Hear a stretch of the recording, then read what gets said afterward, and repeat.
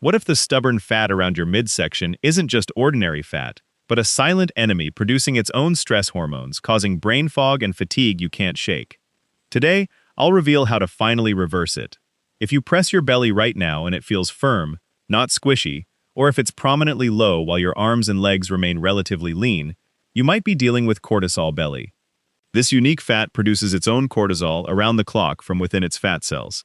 The more cortisol it produces, the more fat it stores, creating a relentless cycle that fuels inflammation, fatigue, and brain fog, worsening over time if left unaddressed. I'm Dr. David Jockers, a doctor of natural medicine and an expert in functional nutrition.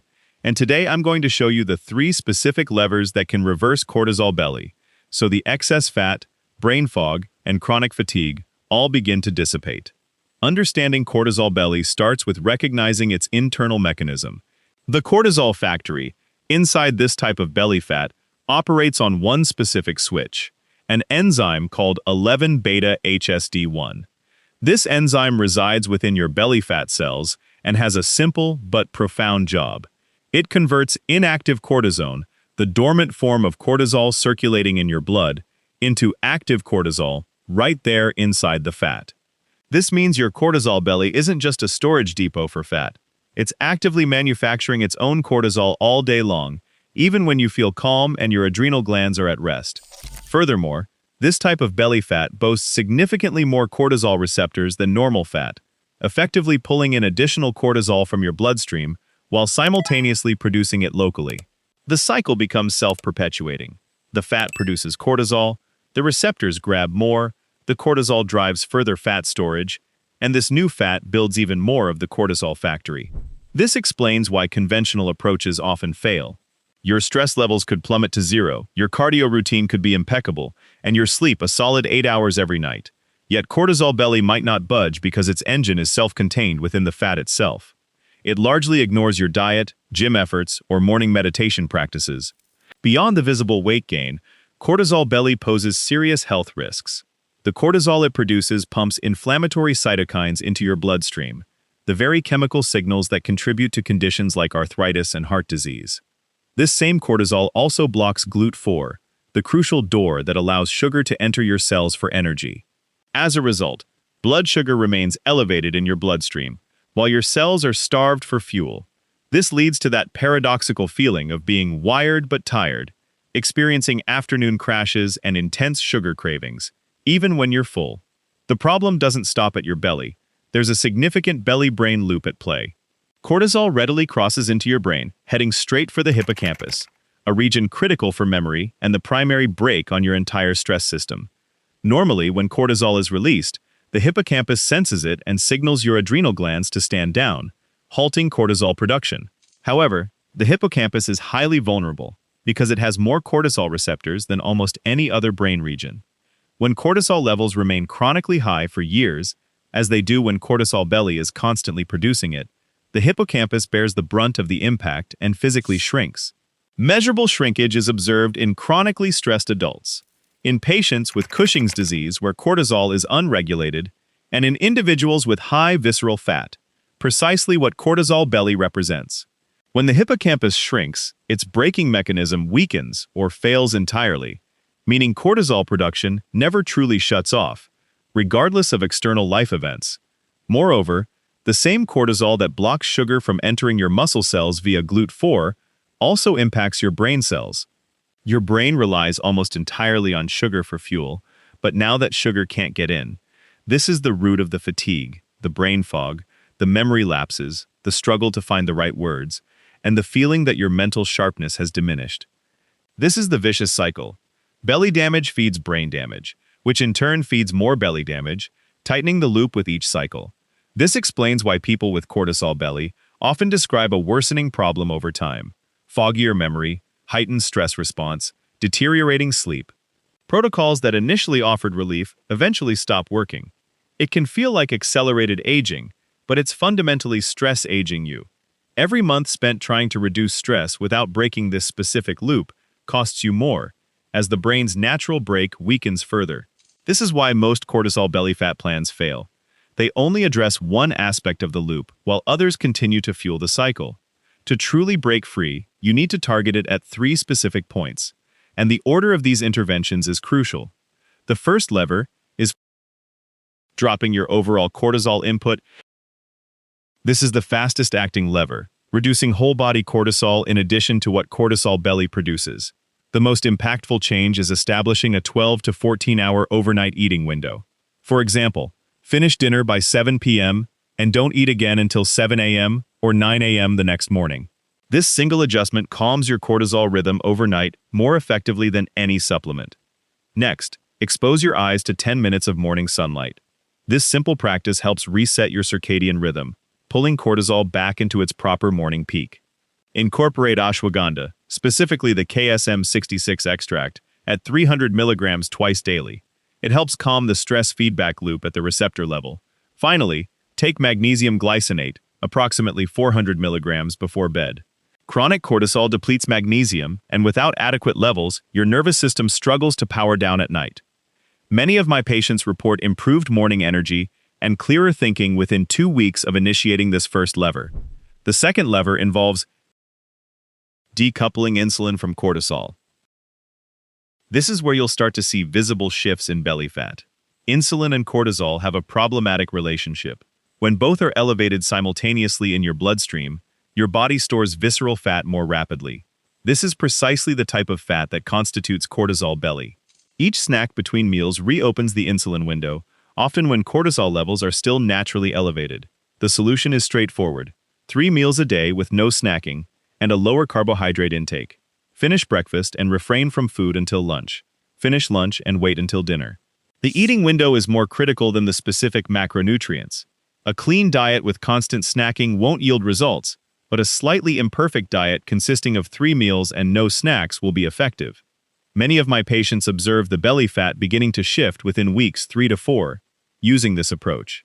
The third and final lever is physically shrinking the visceral fat.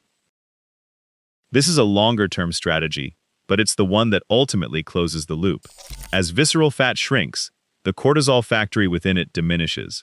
The primary action here is daily zone 2, walking for 30 to 45 minutes, at a pace where you can comfortably hold a conversation.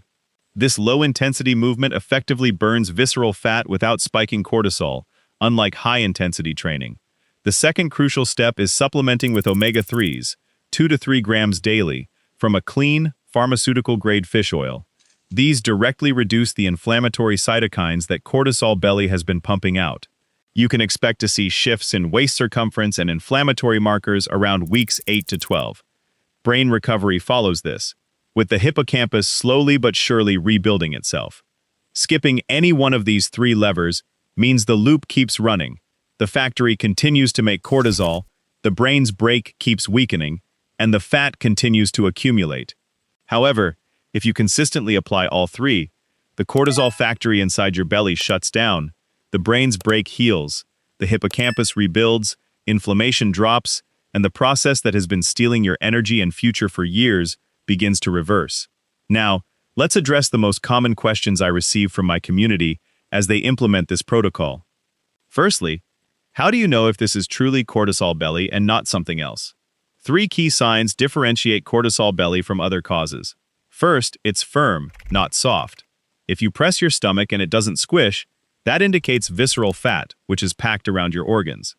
Second, it's predominantly lower and central, with your arms and legs remaining relatively lean.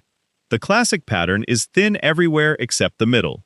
Third, it's accompanied by the signature symptoms: widespread inflammation, afternoon energy crashes, brain fog, and sugar cravings even when you're full. If you exhibit 2 out of these 3 signs, you are almost certainly dealing with the cortisol loop. For confirmation, ask your doctor for a high-sensitivity C-reactive protein, HSCRP, test and a fasting insulin test. Both are simple blood tests, and both will likely be elevated. Ideally, I look for HSCRP to be below 1 milligram per liter. If it's above 2 milligrams per liter, you likely have visceral fat. If your fasting insulin is above 10 milli-international units per liter, that's another strong indicator of visceral fat storage. Ideally, it should be below 6 milli-international units per liter for optimal health. The second question I often hear is, do I have to fast? I can't go 16 hours without eating. The good news is, You don't need a 16-hour fast. While longer fasts can be beneficial, the protocol for cortisol belly requires a 12 to 14-hour overnight eating window. So, finish dinner by 7 p.m. and have breakfast between 7 a.m. and 9 a.m. the next morning. This alone is sufficient to break the cortisol-insulin coupling for most people. What truly undermines progress isn't necessarily a late dinner or early breakfast, but rather snacking between meals. Every snack reopens the insulin window, signaling your body to store more visceral fat. Therefore, I prescribe 3 meals a day, no snacks, and finish dinner at least 3 hours before bed. That's it. With each meal, aim for 30 to 50 grams or more of protein. This high protein intake will help stabilize your blood sugar. Ensure you eliminate as much ultra-processed food as possible and prioritize high-quality protein, healthy fats like extra virgin olive oil, grass-fed butter, avocados, and grass-fed red meat. Also, include colorful fruits and vegetables in your meals. All these components contribute to blood sugar stability and help keep insulin levels down. If you have a history of disordered eating, significant blood sugar issues, or if you are an underweight woman, adhere more closely to the 12-hour fasting window. The goal is to prevent insulin spikes between meals, not to achieve heroic fasting durations. Next, how long will it actually take to see results? There are 3 timelines, because there are 3 layers of change. The first layer, involving improvements in sleep, energy, and brain fog, typically begins to shift within 2 weeks. Once cortisol input drops and the GLUT4 protein transporter starts functioning effectively again in your cells, pulling sugar from the bloodstream into muscle cells. The second layer, visible changes in belly fat, usually appears in weeks 3 to 4 once the eating window becomes consistent. The third layer, measurable shrinkage of the visceral fat itself, along with drops in high-sensitivity C-reactive protein and waist circumference, requires 8 to 12 weeks of consistently applying all 3 levers together. If you're at 4 weeks and your energy has improved but your belly hasn't visibly shifted yet, understand that you're not failing. You're simply between layers, so stay consistent. Finally, I've had this issue for years. Is the brain damage reversible? The answer is mostly yes, but it's not automatic. The hippocampus is one of the most plastic regions in the brain, meaning it has a remarkable capacity for rebuilding itself. Even in chronically stressed adults, hippocampal volume can recover meaningfully once cortisol exposure consistently drops. We observe this in patients recovering from depression, Cushing's disease, and chronic stress. The key word here is consistently. You cannot dabble. A few weeks of better habits won't undo years of cortisol exposure, but 6 months of consistently applying all 3 levers every day can produce measurable changes in cognitive function, waist circumference, and inflammation markers. The protocol I've just outlined is the same one I would recommend to my own family if they were facing this challenge. Your body was not designed to carry visceral fat as a permanent fixture. It persists only when the cortisol loop keeps feeding it, when systemic cortisol remains high, when insulin and cortisol stay paired, and when cortisol belly itself continues to produce more cortisol. The protocol we've discussed breaks that loop on all 3 fronts. If this information has been helpful, please subscribe so you don't miss what's coming next. Drop a comment below and let me know which lever you're starting with, and share this with someone in your life who has been struggling with the same belly fat, fatigue, and brain fog, unable to understand why.